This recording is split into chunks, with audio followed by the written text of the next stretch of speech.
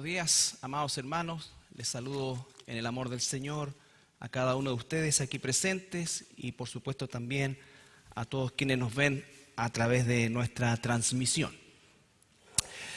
El día de hoy, hermanos, vamos a continuar con lo que ha sido el estudio de esta carta de Judas, el medio hermano, como se le llama, de Jesús, y que espiritualmente es hermano total. Así que vamos a ser hermanos, así como nosotros también somos hermanos totalmente de nuestro Señor Jesucristo. Ahora bien, Judas escribe esta carta, que es una carta breve dentro de lo que es la estructura de los libros de la Biblia. Dentro de los 66 libros de la Biblia encontramos que esta carta es probablemente una de las más cortitas o uno de los pasajes más cortitos. Está separada en 25 versículos, pero que ciertamente nos enseñan o nos dan una tremenda enseñanza sumamente actual, y no olvidar las palabras del mismo Judas, de los mismos apóstoles, quienes una y otra vez hacen el hincapié en la repetición, en el repetir lo que está escrito, en no olvidar, ¿no es cierto?, y no hacer interpretaciones personales, sino que hacer interpretaciones bíblicas, que la Biblia interprete la Biblia, ¿no es cierto? Entonces, todo eso, hermanos, es tan importante porque si nos remitimos al versículo 3 ahí en Judas, solamente para volver a recordar,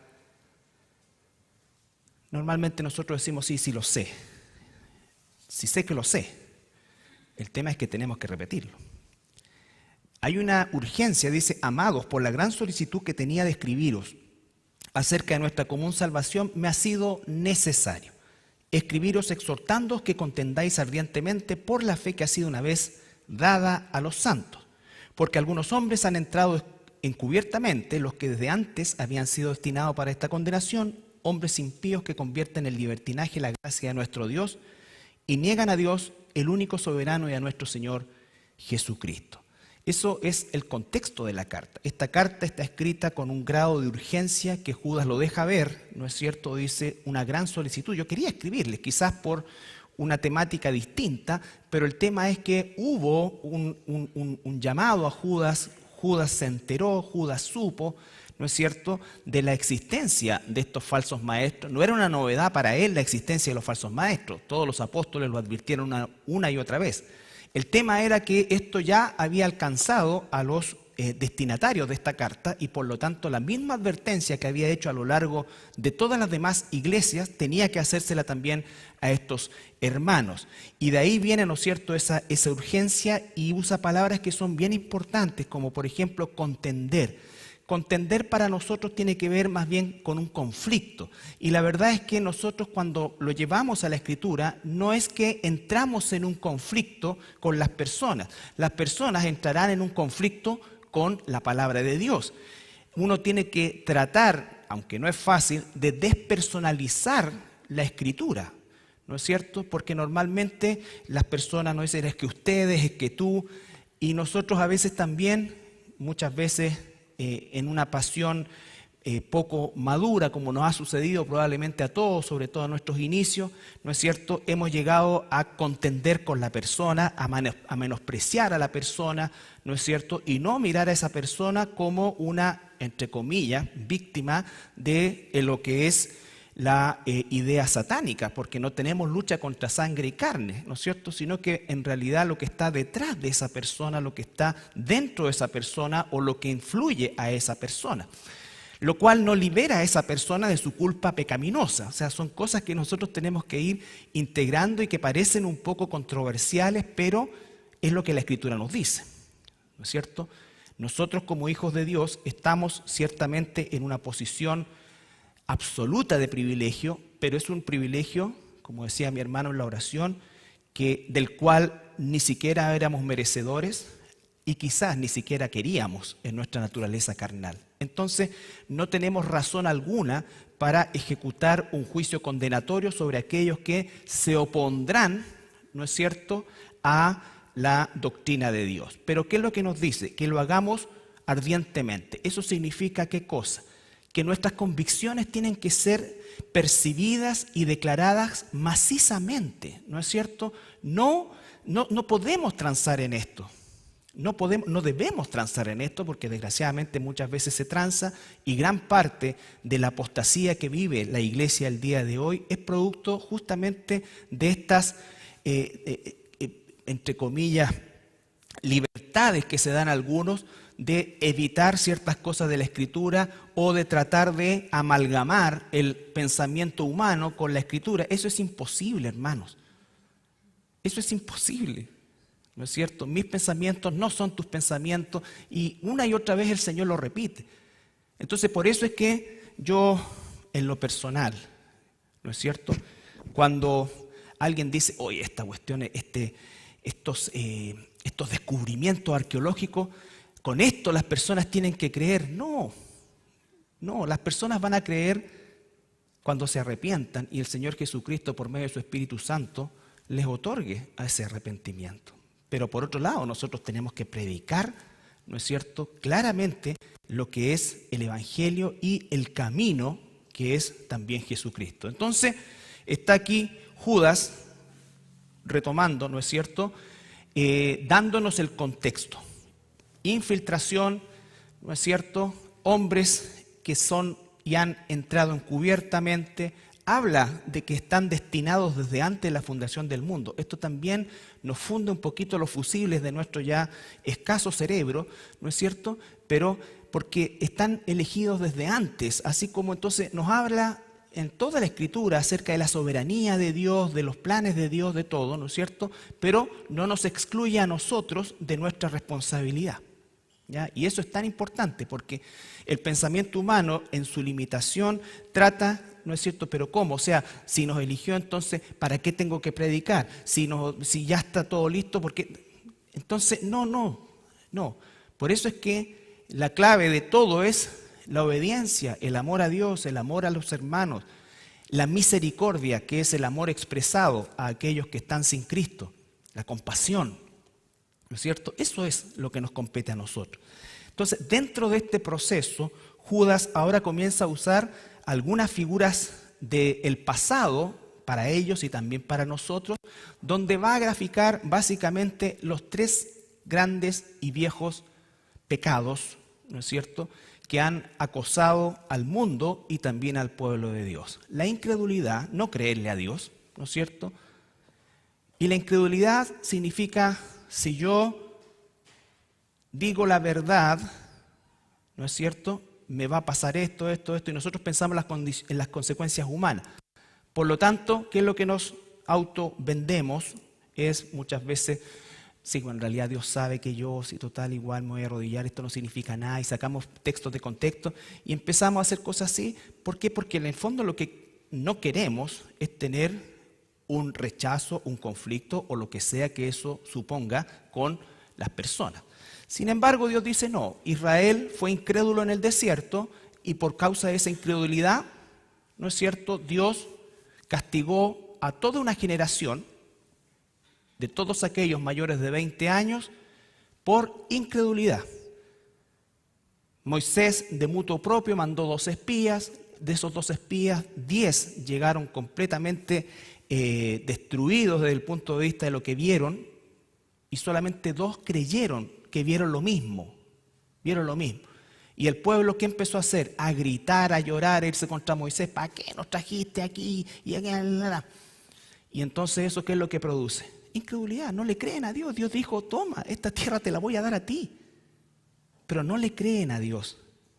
Y lo que quieren es, en definitiva, enfocarse solamente en las circunstancias. Lo mismo con cada una de estas cosas. Y Dios ejecuta, ¿no es cierto?, su juicio, porque eso también es importante, hermanos, que toda la Biblia nos enseña que Dios es amor, pero también es ira. Su amor es perfecto y su ira es perfecta. Y gran parte de los falsos maestros omiten esa parte, ¿no es cierto?, porque a ellos no les interesa que la gente se arrepienta, les interesa que les sigan a ellos. ¿Ya? Entonces, el pueblo de Israel. Luego habla de otro grupo de seres creados que son los ángeles y ya hablamos largamente acerca de lo que eso significa y lo importante es saber que la rebelión que ocurrió con Lucifer no solamente fue algo específico con Lucifer, sino que se transforma en Satanás, sino que hubo, a lo menos, según lo que la Escritura nos dice, 1/3 de la población de ángeles creados que creyó a Lucifer y se rebeló contra Dios, ¿ya? Y ellos dicen que están guardados en prisiones de oscuridad y saldrán un día de ese lugar solamente para cambiar de celda en una celda definitiva. Esa es la realidad. Y por último habla de Sodoma y Gomorra, ciudades que con toda seguridad conocían al Dios de Israel, pero se pervirtieron al punto que Dios ejecutó un juicio sobre ellos, ¿no es cierto?, a través de el fuego del cielo. Uno cuando va a Israel, y hago un paréntesis, existen lugares porque esto se le llamaba las ciudades de la llanura. Y la llanura es todo lo que se extiende en las riberas del Mar Muerto, ¿ya? E increíblemente hay lugares donde se ha encontrado los vestigios de este juicio, porque por ahí estaban las ciudades de Sodoma y Gomorra. Cuando hablo de ciudades, obviamente no estoy hablando de una superficie como lo es esta ciudad del día de hoy. Probablemente eran poblados que asemejaban una población grande, ¿no es cierto?, para esa época, y estaban bastante concentrados y algunas veces bastante separados. Pero existen evidencias al respecto, lo cual lo que hace para nosotros es confirmar lo que la Escritura dice, pero un inconverso puede decir cualquier cosa, ¿ya? Todo esto va a tener sentido cuando el Señor more en nosotros. Ahí tiene sentido, ¿ya? Entonces, no hay nada aparte, porque si no, el Señor nos habría mandado a estudiar arqueología. El Señor nos habría mandado a estudiar otra cosa. Ahora, estudiamos arqueología a los que nos gusta todo esto, porque en el fondo es una fascinación por las cosas de la Biblia, pero no llegamos al Señor por eso, ¿ya? Entonces, estos hombres impíos, estos 3 ejemplos de incredulidad, de rebelión y de depravación, también caracterizaban a estos falsos maestros. Y cuando digo los falsos maestros, no nos remitimos exclusivamente a aquellos que estaban en posiciones de enseñanza. Esto puede pasar con cualquier cristiano, ¿no es cierto?, o alguno que se llame cristiano que comience a desviarse y a dar luces de que efectivamente era alguien que simpatizó con el cristianismo, era alguien que estuvo de acuerdo, era alguien que le gustaba compartir con los cristianos, era alguien que participaba incluso como cristiano, pero nunca lo fue. Eso es el trigo y la cizaña. Por eso esa analogía es tan perfecta, porque se parecen tanto, son como iguales hasta el momento de la cosecha. Entonces todo esto va generando claramente, ¿no es cierto?, el escenario para que nosotros ahora Judas nos lleva un poco más profundo y nos lleva a 3 personajes que representan los mismos pecados, ¿no es cierto?, pero ahora de una manera personificada. 3 hombres que en la Escritura representan esto: Caín, su incredulidad, rebelión y todo lo que eso significaba, y con una característica adicional que nosotros debemos identificar cuando estamos frente a falsos maestros, falsos cristianos, es que a pesar de que tú les entregues los argumentos bíblicos contundentes, estas personas persisten en su error, se endurecen aún más, se alteran normalmente y comienzan a proferir ya sea maldiciones, en fin, normalmente ocurren ese tipo de cosas, ¿no es cierto? Tú les confrontas, haces un estudio profundo, bíblico, de lo que realmente, para desmistificar todo este tema de los dones espirituales y llevarlos al punto de lo que corresponde, y tocas el tema de la lengua, de los sueños, de todo esto, y les das los argumentos bíblicos para decirles con compasión que ellos están absolutamente fuera de la voluntad de Dios en eso. No importa lo que sientan, no importa lo que crean, incluso no importa lo que pase. Están obrando fuera de la voluntad de Dios y no pueden estar enseñando eso. ¿Qué es lo que recibes de eso? Normalmente es un endurecimiento, es una serie de epítetos que seguramente tú lo has recibido, yo lo he recibido, y no es un problema con nosotros, es un problema con la palabra de Dios, con la palabra de Dios. Entonces, esa es una característica de los falsos maestros. Un falso maestro deja de ser falso maestro cuando dice: ¿sabes qué? Nunca había estudiado así esto y quiero este domingo pedir perdón a mi congregación, pedir perdón, dejo mi cargo a disposición y quiero decirles que esta es la enseñanza de Dios. No lo van a hacer. Por lo menos en 30 y tantos años no lo he visto nunca. He visto todo lo contrario, endurecimiento. He visto un tipo que entró en un salón gigante, porque uno cuando es cristiano nuevo a todas partes, ¿no es cierto? Congresos de viene el sanador no sé cuánto, Satirio dos Santos, todo lleno. Porque tiene hambre. En ese tiempo no existía internet, nada. Po. A duras penas uno tenía una Biblia Thompson y era como su tesoro, que sigue siendo espectacular. Entonces una vez fui y entró este tipo con un ataúd y abrió ahí y adentro estaba la Biblia y dijo: hoy sepulto todo lo que está ahí porque el Señor me dijo que yo era... ¿Te puedes imaginar eso? Y la gran mayoría de la babosada...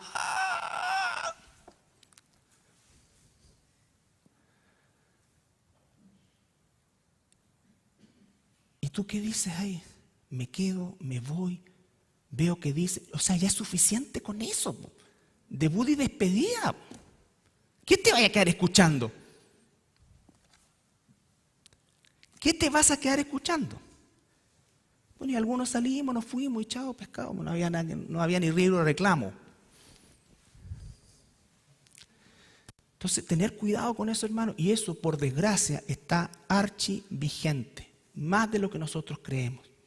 Y es una culpa de los que enseñan y es una culpa de los que son enseñados.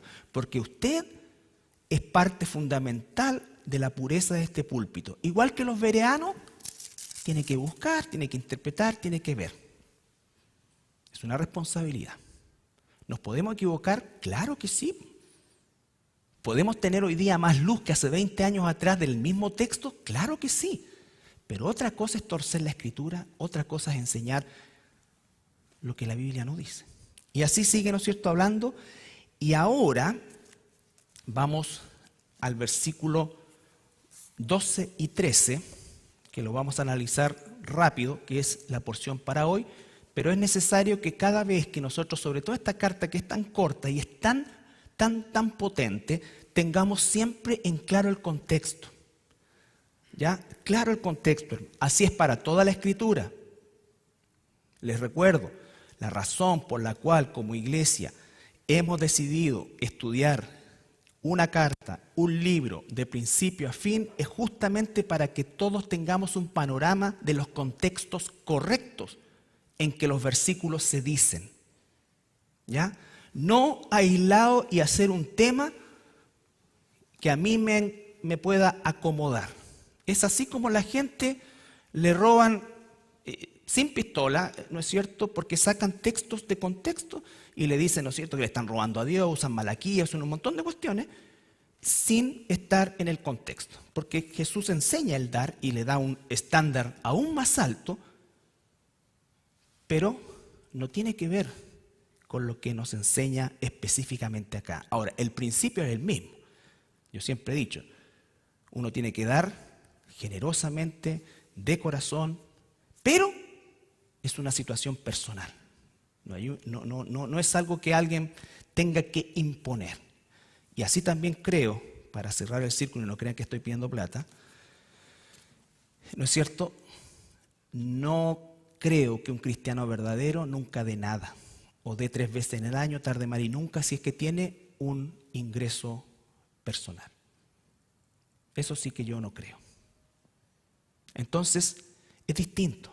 Pero si tú te dejas sacar, ¿no es cierto?, y enseñar por esos versículos, es como cuando todos los frescos que tocan guitarra, en otro lado, no acá, se llaman levitas, no son levitas. No son ni salmistas, ni levitas, ni nada. Y uno no es el sacerdote de Dios, no. Es otra economía. Somos nación santa, pueblo adquirido por Dios. Y todos, ¿no es cierto? Y dentro de ese todo, Dios dice, a esto les voy a dar estos dones para poder instruir a esto, para servir a esto, pero todos estamos en una horizontalidad. ¿Ya? Entonces, Versículo 12 y 13. Después de ver el contexto, sigue ahora con 3 analogías acerca de estos personajes. Estos, refiriéndose a esos personajes, son manchas en vuestros ágapes, que comiendo impúdicamente con vosotros se apacientan a sí mismos. Nubes sin aguas, llevados de acá para allá por los vientos, árboles otoñales sin fruto, 2 veces muertos y desarraigados. Fieras ondas del mar que espuman su propia vergüenza.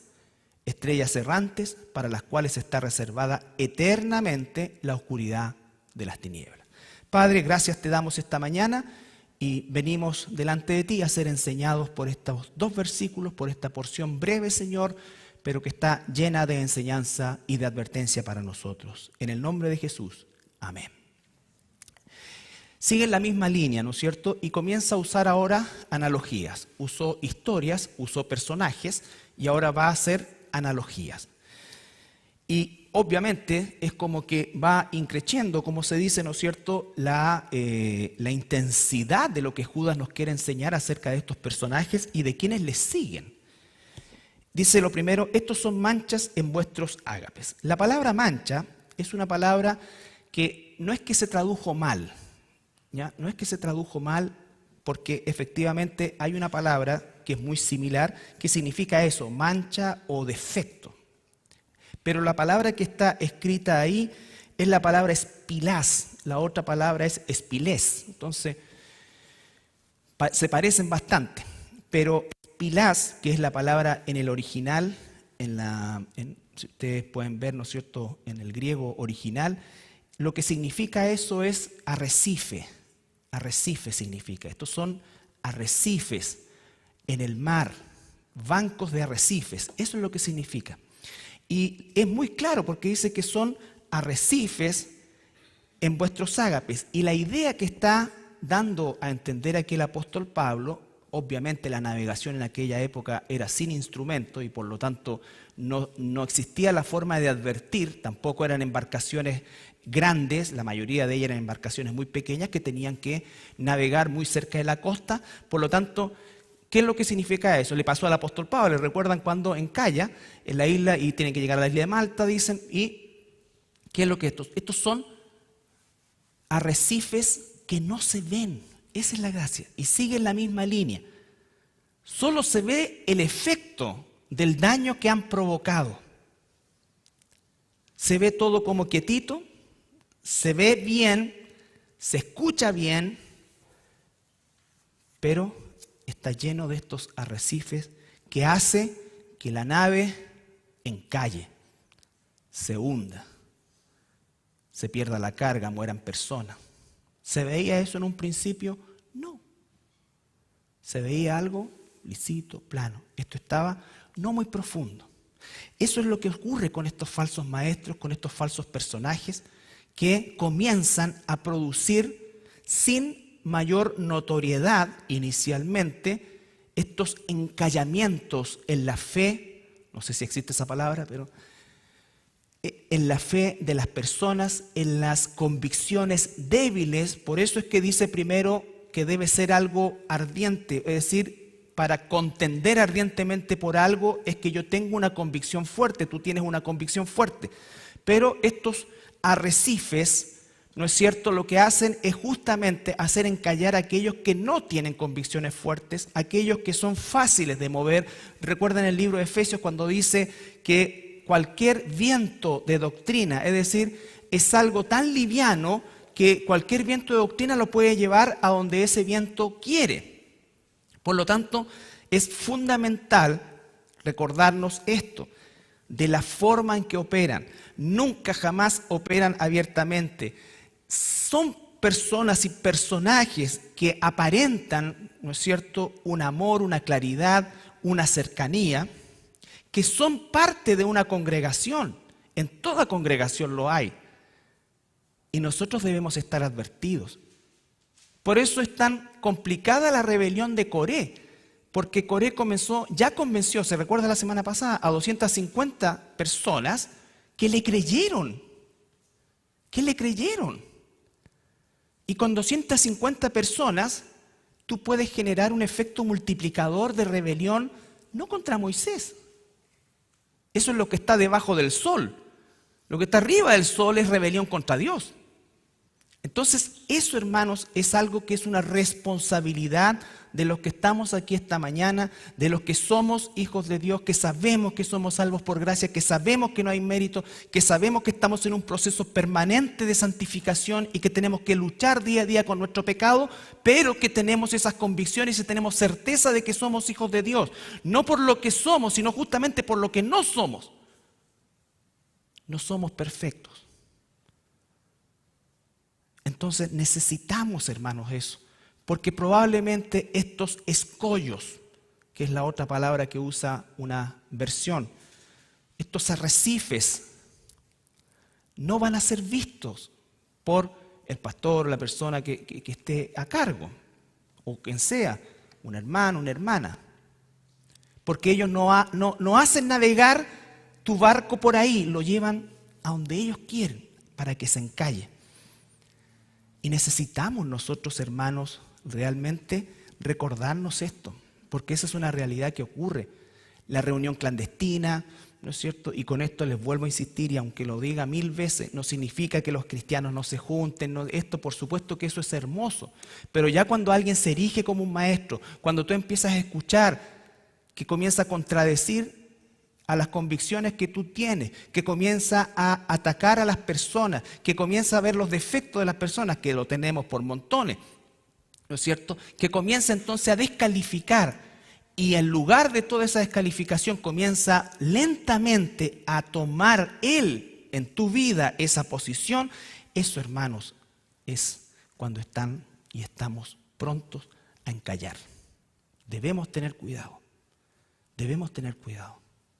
Todo aquel que traiga una enseñanza o que el Señor le haya dado más luz en algún pasaje, tiene que compartirlos con todos, no con algunos.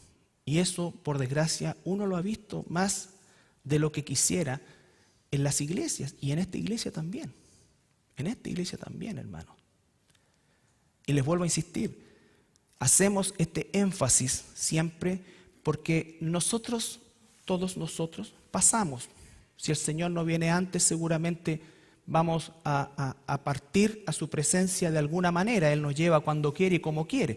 Pero, ¿cuál es el único legado que podemos dejarle a quienes se hagan cargo de la iglesia? Es la sana doctrina, por la cual hemos peleado. Quizás no es mucho tiempo para usted, pero son 30 años y debemos seguir en esa dirección. Y no es para que nos den premio, el reloj de oro en el cielo por los 30 años. No, eso es una estupidez. Porque amamos al Señor y no necesitamos. O sea, ¿qué más premio que la salvación? O sea, si a un cristiano no le basta eso, es alguien que está, ¿no es cierto?, en peligro. Por eso, ¿se acuerdan lo que le dijo Moisés a Coré? ¿Acaso es poco que te hayan puesto a cargo de esto? O sea, miras en menos lo que Dios te dio, miras en menos en lo que Dios te usa, que para ti puede ser algo insignificante, y eso viene del diablo, porque todo es significante cuando va en la dirección correcta, con el corazón correcto y a las personas correctas. Y Moisés le dice eso a los de Coré. Estos son manchas en vuestros ágapes. Los ágapes eran estas celebraciones que tenía la iglesia, ¿no es cierto?, el primer día de la semana, y para eso nos vamos a ir a Hechos capítulo 20.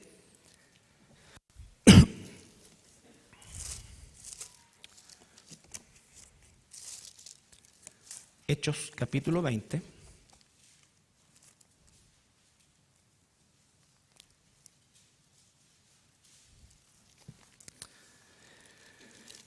Versículos 7 al 11.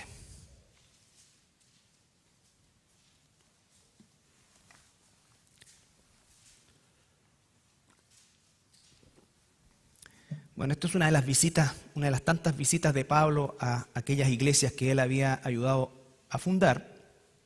Dice, el primer día de la semana. Fíjese, ¿por qué celebramos nosotros el domingo? Porque la Biblia nos enseña que es el primer día de la semana. ¿Ya? Ahora, ¿todos los días son santos? Claro que sí, ¿no es cierto? Pero no guardamos un día en especial. Una, porque somos gentiles convertidos, y otra, ¿no es cierto?, porque no somos culturalmente israelitas. Si los israelitas celebran el Sabbat, obviamente hay una serie de cosas involucradas en eso que no tiene que ver directamente con nosotros. Es simbólico, cada cosa que hacen es simbólico. Ellos no lo entienden. Pero el reposo, que es la palabra correcta, porque Shabbat llegó a, digamos, relacionarse casi como un sinónimo o un significado, lo que es peor, de sábado. Sábado es el nombre de un dios romano, Saturno. Nada que ver. Lo que celebraban los judíos era el Shabbat, que significa descanso, que viene de Shalom, que es paz. Entonces, el primer día de la semana. Los nombres de la semana que nosotros tenemos son todos luna, ¿no es cierto? El dios Marte, Mercurio, Júpiter, Venus, Saturno. El domingo no tenían. No era Santo Domingo. ¿Ese era el de los novios? Ah, no, San Antonio era el de los novios. Sí, bueno, hay para todo. Entonces, después de esa herejía, volvamos acá. El primer día de la semana, reunidos los discípulos para partir el pan, que es lo que hacemos nosotros al final en la cena del Señor, habiendo de salir al día siguiente, y alargó el discurso hasta la medianoche. Bueno, ahí salten al versículo 11, ¿no es cierto? Porque ahí está la historia de Eutico. Pablo se alargó, la predicación de Pablo, imagínense, fueron horas, y Eutico se quedó dormido, se cayó, se mató, y Pablo lo resucitó. ¿Ya? Versículo 11. Después de haber subido y partido el pan y comido, habló largamente hasta el alba. Y así salió. Y llevaron al joven vivo y fueron grandemente consolados.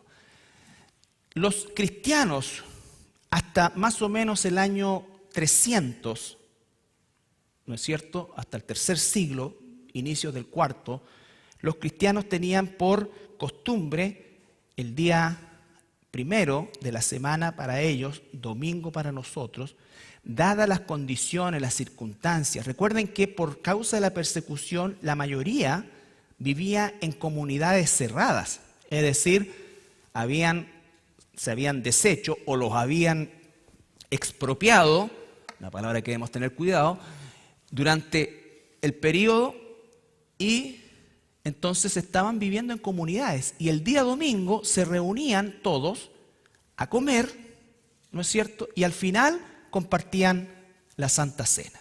¿Ya? ¿Qué es lo que pasó? Recuerden ustedes los corintios. Degeneraron, transformaron eso en verdaderas cosas vergonzosas, se emborrachaban. La idea del ágape era: yo llevo, ¿no es cierto?, mi tortillita de lechuga, este lleva su pescadito, y todos los ponemos en la mesa, ¿ya? Y vamos todos compartiendo de lo que tenemos, porque esa es la idea del ágape. No era llevarse lo mío, comerme lo mío y después comerme lo de los otros. Bueno, y eso pasaba, ¿no es cierto?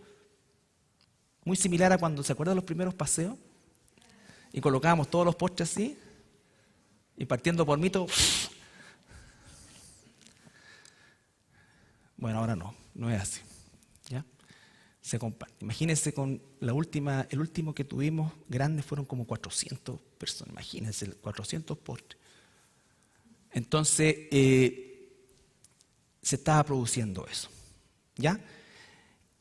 Lo importante era que ese ágape era un tiempo de compartir, tal como dice ahí, predicación, comida juntos, partimiento del pan. ¿Ya? Entonces, eso ocurría en los tiempos bíblicos hasta más o menos el año 300.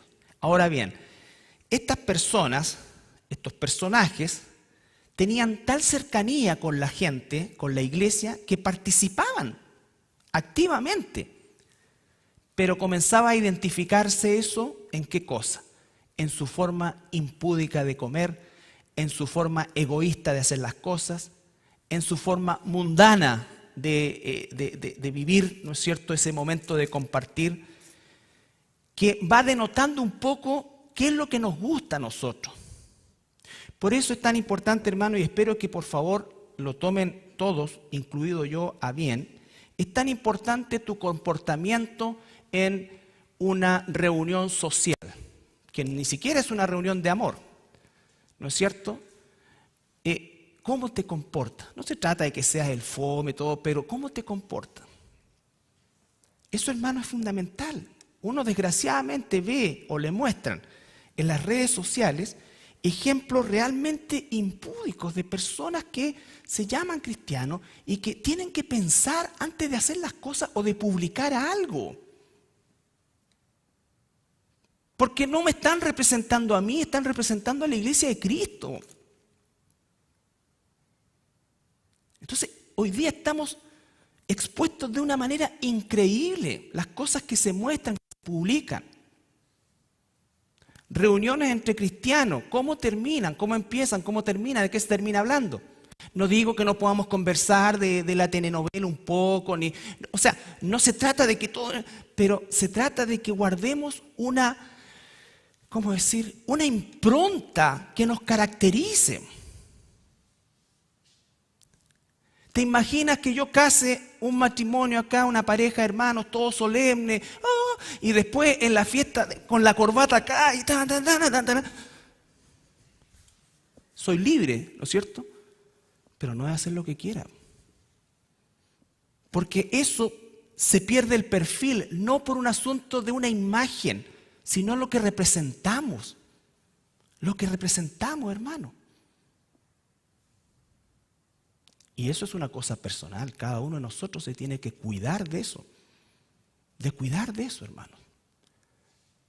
Entonces, la importancia de esto, ¿por qué? Porque estos personajes hacían adrede, ¿no es cierto? Ellos verdaderamente incitaban a la gente a pecar. Incitaban a la gente a pecar, incitaban a la gente, ¿no es cierto?, a emborracharse si fuera el caso, incitaban, porque dice qué cosa, que comiendo impúdicamente, versículo 12, estos son manchas en vuestros ágapes que comiendo impúdicamente con vosotros se apacientan a sí mismos. Recuerden que el término apacentar viene de pastorear, de poimen, que significa, ¿no es cierto?, qué cosa, alimentar, cuidar, proteger al rebaño. Lo que ellos hacen es ellos protegerse, ellos apacentarse, ellos tornar todo en función de sus propios gustos, deleites, ¿no es cierto?, pecaminosos. Y la iglesia estaba dejando que estos personajes llevaran la voz cantante en nuestras reuniones. En nuestras reuniones. Eso, hermanos, es muy, muy importante. Los cristianos debemos ser alegres, debemos ser siempre eso, principalmente una alegría que viene del Señor, pero que viene del Señor, que viene del Señor, ¿ya? Segunda cosa, nubes sin agua. Nubes sin agua.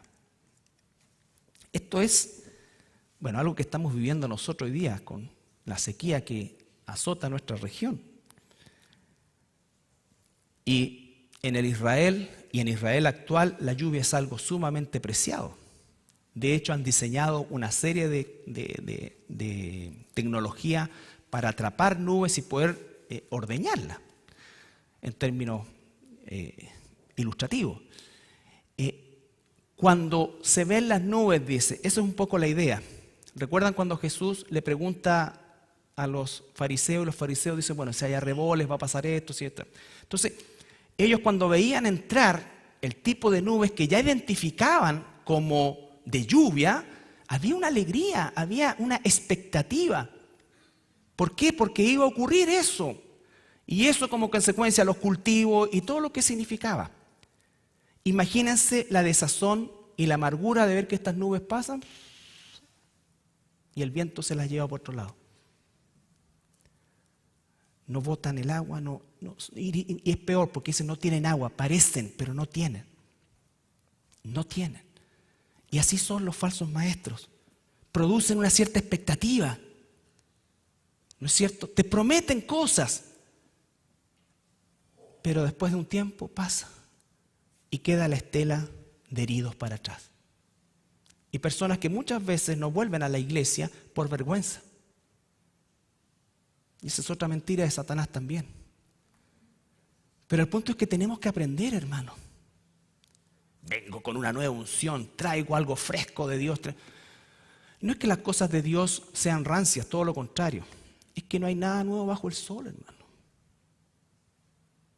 No inventamos nada más para crear una expectativa para esto y acá, entonces. Y tú vas a tener y yo quiero tener. Estamos como el mago Elimas que quería comprarle el poder delegado de Dios a los apóstoles para los que están viniendo los días miércoles, ¿no es cierto? Y que no se había delegado en nadie más. Porque ese es el centro, esa es la expectativa. Yo también puedo hacer eso, yo también puedo hacer. En esta iglesia me limitan. ¿Por qué? Porque queremos una condición, ¿no es cierto?, de reconocimiento del mundo, porque tenemos la enfermedad del egocentrismo, de la egolatría y de todo aquello contra lo que tenemos que luchar. Si lo primero para poder luchar contra eso es reconocerlo. Si decimos, no, yo en realidad no tengo ese problema, nos estamos engañando y Satanás ha ganado un espacio. Todos tenemos ese problema. Todos. Algunos más, otros menos, como en todas las cosas. Todos tenemos problemas de inmoralidad, algunos más, algunos menos. Y tenemos que luchar y tenemos que identificar. Todos tenemos problemas de avaricia, todos tenemos problemas de esto, todo. Y tenemos que luchar contra eso. Pero aquel que diga, no, ese no es mi problema, normalmente ese es el mayor problema. Ese es el mayor problema porque Satanás ya ganó un espacio en la mente de esa persona, ¿no es cierto?, convenciéndola de que no tiene ese problema.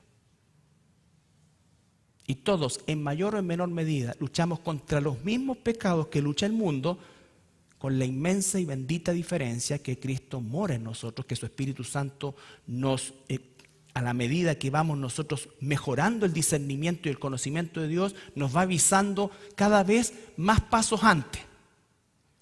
No nos pegamos el encontrón ya, sino que ya varios pasos antes empezamos a leer en qué puede terminar esto y entonces nuestras barreras de contención las colocamos mucho más adelante de los que lo tenía quizás un tiempo atrás. Así es como operamos los hijos de Dios. Nubes sin agua, entonces, característica terrible. Jesús habló de esto también varias veces, les voy a dar los versículos después, pero normalmente el no haber lluvia es sinónimo de maldición de Dios, ¿no es cierto? Y lo contrario, la lluvia es una bendición de Dios como figura, porque eso permite finalmente todo el proceso de la agricultura, de lo que sea, ¿no es cierto? Y habla de que con eso nosotros nos alimentamos y subsistimos. Sigue, nubes sin aguas llevadas de acá para allá. Por todo viento de doctrina, dice Pablo en Efesios. Árboles otoñales sin fruto, 2 veces muertos y desarraigados. Árboles otoñales. El otoño viene siendo para los agricultores la última oportunidad de cosechar algo, ¿no es cierto? Si no hay cosecha después de eso, ya habría que esperar hasta el próximo año.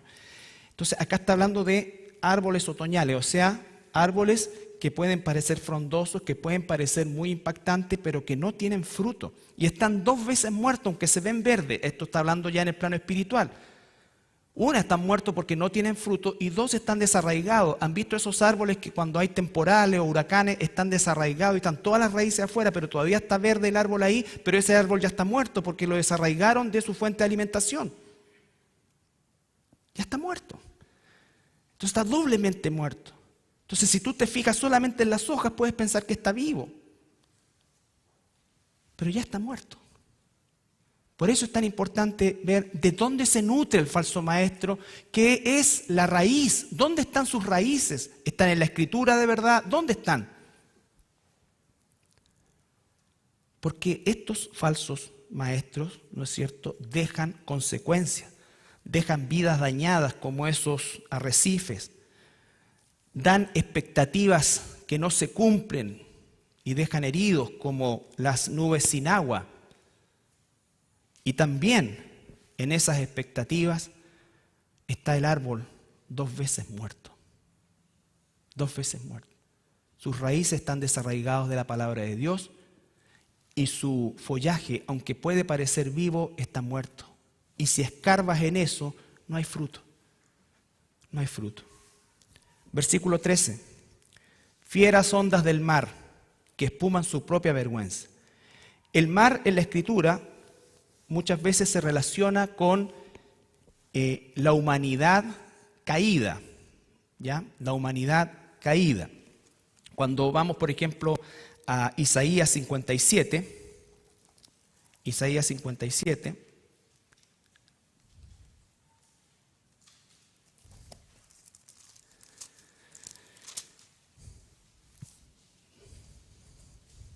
(18 al 21),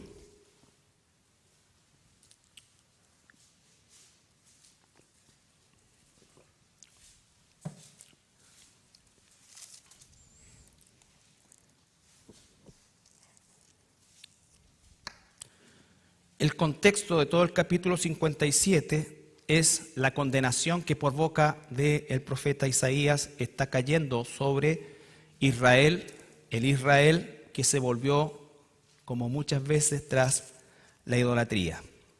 57:18. He visto sus caminos, pero le sanaré y le pastorearé y le daré consuelo a él y a sus enlutados. Se está refiriendo al pueblo. Produciré frutos de labios, paz al que está lejos y al cercano, dice Jehová, y lo sanaré. Pero los impíos son como el mar en tempestad, que no puede estarse quieto y sus aguas arrojan cieno y lodo. No hay paz, dijo mi Dios, para los impíos. Fieras ondas del mar siempre están empujando, siempre están de alguna manera emocionalmente haciéndose notar, ¿no es cierto? Hermanos, estamos estancados, debemos salir a ganar el mundo y esto. ¿Cómo? Y tenemos que subir el cerro grande y atar los demonios que están sobre esta. ¿A quién atas tú, hermano? Ni el arcángel Miguel se metió en eso. Y el que no va tiene falta de fe y siempre, pero sin un propósito. Cuando Jesús dice lo que aten, ¿se lo está diciendo a la iglesia? Se lo está diciendo a los discípulos en el contexto directo. Ellos sí lo hicieron. Lo mismo que cuando el Señor a los 70 les dijo ya, ahí están estos poderes, vayan y prediquen. Y como el ser humano es egocéntrico, los 70 llegaron y nadie dijo, oye, ¿sabes qué? Salió una señora que era católica y ella en ese momento yo le hablé de la palabra y de verdad se arrodilló, pidió perdón. No, uy, los demonios se nos sujetaban, hacíamos así, salía para allá.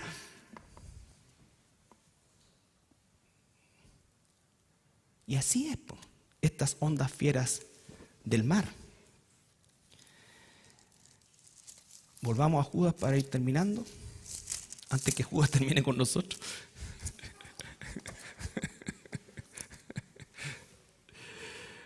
Fieras ondas del mar que espuman su propia vergüenza. Recuerden eso, incontrolable, ¿no es cierto? Y siempre, dice, espumando vergüenza. Estrellas errantes, lo mismo. ¿Cuánto dura una estrella fugaz? Nada. Y normalmente son obviamente meteoritos que de alguna manera se ven, no son propiamente el cuerpo celeste de la estrella, ¿ya? Pero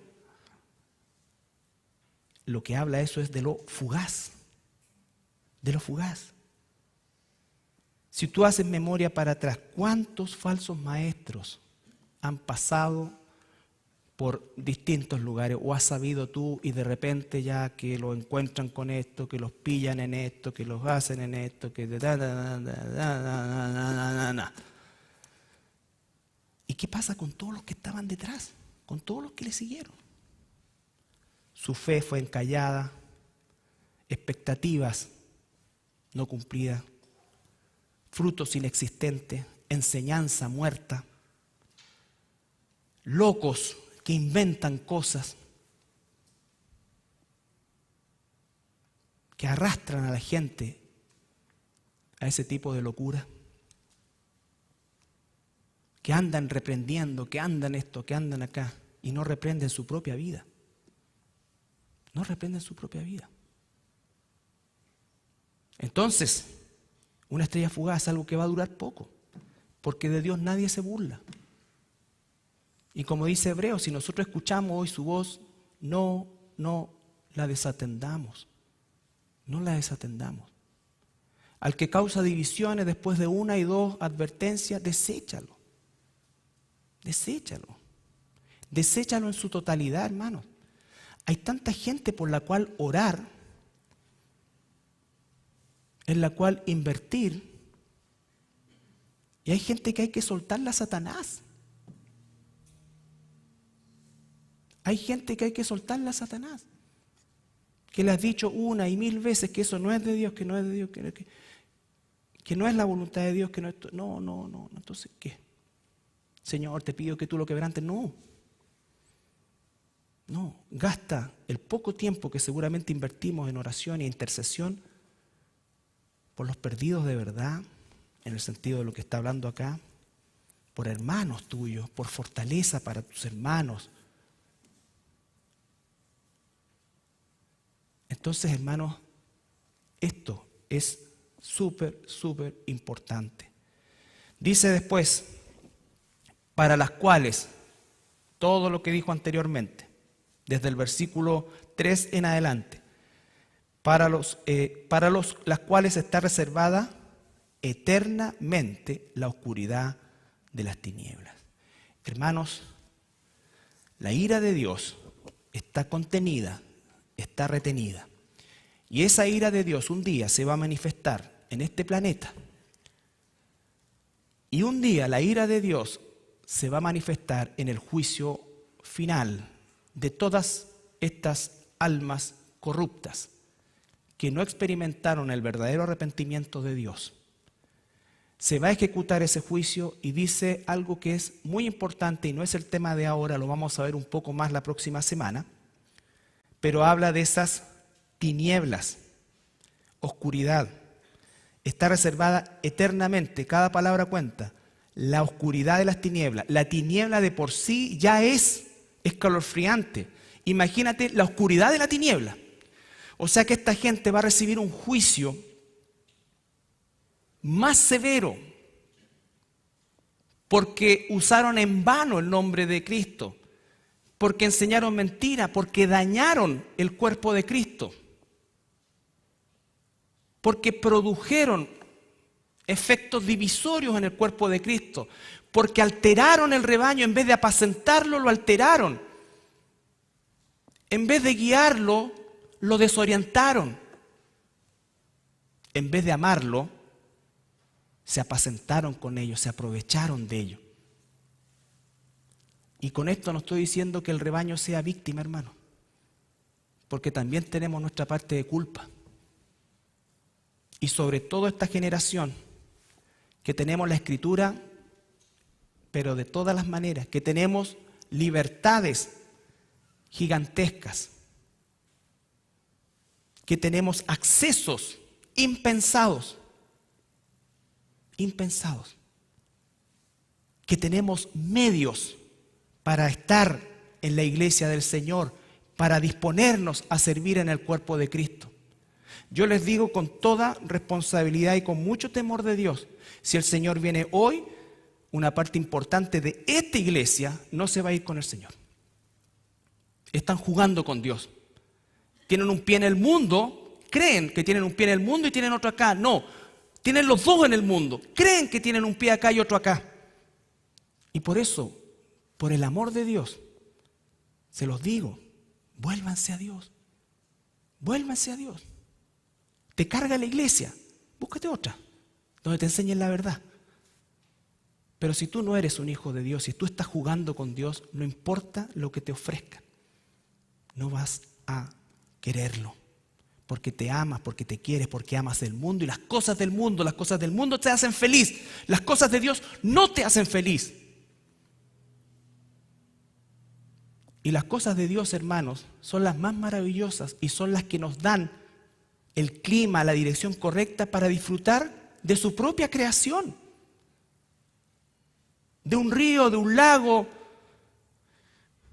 de un cerro, de tener salud física. Todo eso viene de Dios. Y cada vez lo agradecemos más, lo agradecemos más. Pero el que está con sus dos patas en el mundo, o pies para que después no escriban, oye, qué ofensivo, así. No somos animales, pobres animales. Es verdad. Nos comportamos de una manera impúdica. Y no nos da nada porque no se abre el cielo y nos cae un rayo. Pero Dios tiene paciencia y esa paciencia un día va a parar. Va a parar. ¿Por qué tanta gente en el mundo dice, oye, pero miren los cristianos? ¿Por qué hay tanta reticencia al cristianismo? No estoy hablando ahora de Satanás, saquen eso. Pero si quedáramos solamente nosotros, quizás el rechazo sería igual. Porque vivimos como ellos, queremos ser como ellos. Queremos sus metas, queremos sus logros. No queremos las cosas de Dios. Y no queremos que Dios haga lo que Él quiera hacer con nosotros. Que nos lleve donde nos va a llevar, que nos dé lo que quiere que nos den, Él va a dirigir. ¿Por qué? Al igual que Israel, no le creemos. No creemos que Él quiere lo mejor para nosotros. Yo tengo un mejor plan. Partimos de la base que tu plan es esto de casarme con un cristiano, de no hacer esto, de no estudiar. Esto no, esto es porque todo esto me limita. Y nos metemos, y nos metemos, y nos metemos. Siempre Satanás tiene un plan B. Y apela a qué cosa? A nuestra impaciencia, a nuestro egocentrismo. Un día dice la palabra que seremos como Dios, ¿no es cierto? Bueno, Adán y Eva quisieron ser al tiro. No quiero el proceso, al tiro. Y este tipo me lo está dando, entonces todos los reinos del mundo son de Cristo, ¿cierto?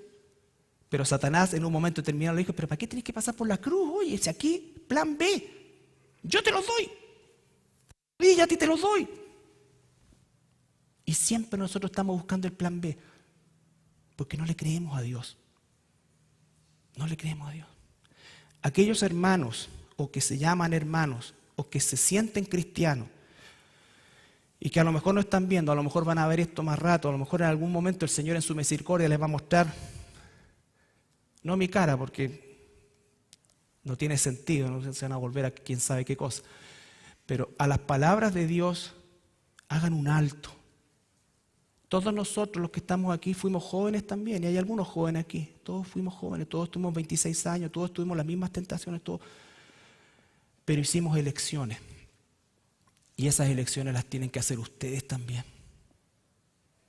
Porque va a venir el Señor. Hay gente que ya dejó de creer en el rapto, que se llaman cristianos, porque Dios se ha demorado mucho. Y comienzan a ponerse en la fila de los burladores, que inventan teorías que dicen, no, esto no va a ser así, no, nada que ver, si ya estamos viviendo el milenio. ¿Cómo vamos a estar viviendo el milenio? Si en el milenio, que es la cosa más importante, que Cristo está reinando físicamente en Jerusalén y que el diablo está amarrado. O sea, el diablo tiene una cadena gigantesca porque sigue haciendo todo. Y que nosotros tenemos que traer la paz al mundo para que venga Cristo. ¿Ustedes pueden creer eso? Que nosotros o de nosotros, por eso es que están tan metidos en el evangelio social y toda esta cosa. Hay que ayudar a los pobres, claro, pero no es la meta de la iglesia. Jesús mismo dijo, los pobres los van a tener siempre. Porque yo no estoy reinando. Y Jesús cuando reine va a hacerlo con vara de hierro. El que se desvía no hay tribunal de garantía ni abogado defensor, no. Cristo va a ejecutar su justicia. Eso va a pasar, hermano. Y tú te puedes quedar fuera de eso. Y quedarte fuera de eso no es quedar como en el limbo, que no existe. Es tomar la dirección del infierno. Y por eso yo les ruego, en el amor del Señor, examinen su vida, hagan un alto y decidan, como Josué dijo, mi casa y yo serviremos al Señor. Ustedes tienen que tomar una decisión también y saber las consecuencias de una y otra. Esa es la razón de la predicación. La predicación es advertir, es entregar las herramientas, es abrir el camino, ¿no es cierto? Es todo eso, hermano. No es traer miel a tus oídos, no es traer felicidad, es traer gozo en el Señor. Nos ponemos de pie para orar. Señor, gracias te damos esta mañana, esta tarde ya, Padre, por tu palabra. Señor, que atraviesa nuestro ser, nuestro corazón, nuestra mente, porque la tentación, Señor, de serte infiel, de no creerte, siempre está presente en nosotros, Señor, en las decisiones más nimias y también en las más importantes, Padre. Te ruego por aquellos cientos, miles de personas que se llaman cristianos, pero viven una vida totalmente paganizada, Señor. Tú eres el único que puede despertar el Espíritu Santo en ellos, Señor, si es que lo son. Hay dos resultados solamente. Aquel que es tu hijo reconocerá y volverá como aquel hijo pródigo, y el que no lo es, Señor, se endurecerá y caminará a paso cada vez más raudo a su condenación. Ayúdanos, Señor, a ser fieles transmisores de tu verdad. En el nombre de Jesús. Amén.